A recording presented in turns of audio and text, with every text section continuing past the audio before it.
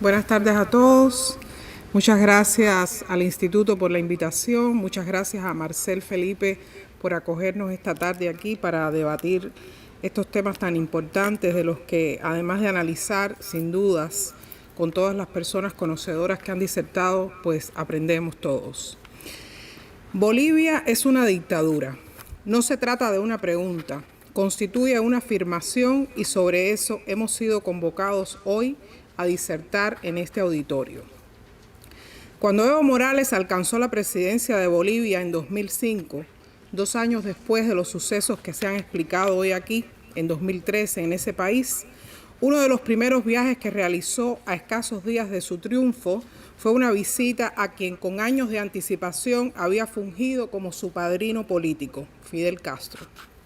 Morales era apenas un líder sindical cocalero en Bolivia, cuando ya Castro lo recibía con honores en La Habana y le abría espacios como orador en las agendas de los grandes foros que se organizaban en Cuba para, entre otras cosas, convencer a los gobiernos de la región de que no hicieran esfuerzos algunos para pagar sus deudas externas, de las cuales principalmente culpaban al enemigo común de los pueblos de Latinoamérica, según Castro, el imperialismo estadounidense. Y es que Castro, al igual que se encargaba en Cuba de preparar su reserva estratégica, y así literalmente la denominaba, de futuros líderes que fueran sustituyendo en responsabilidades a quienes se jubilaran o los jubilaran, asimismo se encargaba de extender el fenómeno de su reserva estratégica hacia otros países, de manera que la expansión de su proyecto estuviera garantizada no solo con los recursos que ya no podía ofrecerle el extinto bloque de países socialistas y que gracias a otro ahijado político, Hugo Chávez, Fidel Castro encontró en Venezuela. También resultaba necesario encontrar otras figuras previamente estudiadas y analizadas que por motivos diversos tuvieran un perfil idóneo para instrumentar y extender ese proyecto. En los 80 llegó Daniel Ortega al poder en Nicaragua y la presidencia de ese país se coordinaba de forma colegiada desde La Habana, a donde el mandatario nicaragüense llegaba como un becario cada semana para rendir cuentas y tomar instrucciones. En 1999, pocos años después de que cayera el muro de Berlín y cuando la dictadura cubana parecía que daba sus últimos respiros con el triunfo de Hugo Chávez en Venezuela, Castro vio reverdecer su proyecto de expansión continental y en la misma medida que Cuba obtenía una llave de acceso directo al petróleo venezolano, se afianzaba el padrinazgo político de la veterana revolución cubana por otros países de la región. Apareció Evo Morales, el compañero Evo, otra pieza para el ajedrez político que desde hace 64 años se juega desde Cuba y que solo los ciegos o desmemoriados no ven.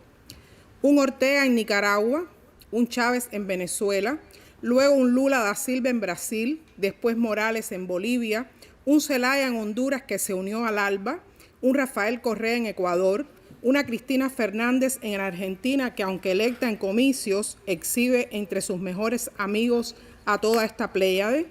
un Maduro en Venezuela que por mandato de La Habana fue designado por Chávez como su sucesor, violando incluso lo que dicta la constitución de ese país, un Castillo en Perú,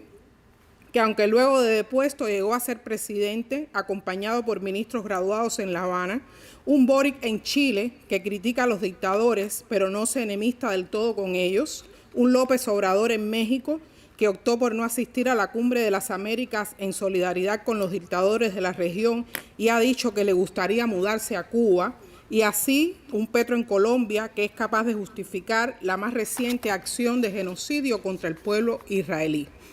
Todos, sin excepción, constituyen apenas ejemplos del manejo que con hilos no tan invisibles se instrumentan y se manejan desde esa pequeña isla, aunque para algunos resulta exagerado cuando así lo afirmamos, pero si fuese exagerado pensarlo y decirlo, no sería tan reiterativa la reaparición del modelo o quienes lo respaldan. El análisis que hacemos hoy aquí está centrado en Bolivia e intentamos hacer un recuento de cómo esta nación sudamericana, que en tiempos de las gestas independentistas adquirió su nombre en analogía al nombre del libertador de las Américas, Simón Bolívar, califica tristemente hoy en el listado de dictaduras del continente por todo lo que allí acontece en cuanto a cifra de prisioneros políticos y un sinnúmero de violaciones de derechos y a su propia constitución.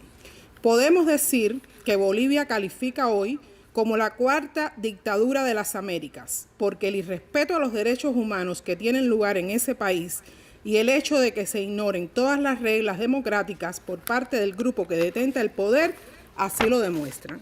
Los nexos que esta dictadura puede tener con las otras del continente y el respeto que reciba de los gobiernos paradictatoriales merece que se analice y se denuncie, pero recordemos que el foco de nuestra atención no debemos desviarlo de la madre de todas las dictaduras del continente, que como sabemos tiene su sede en La Habana. Muchas gracias.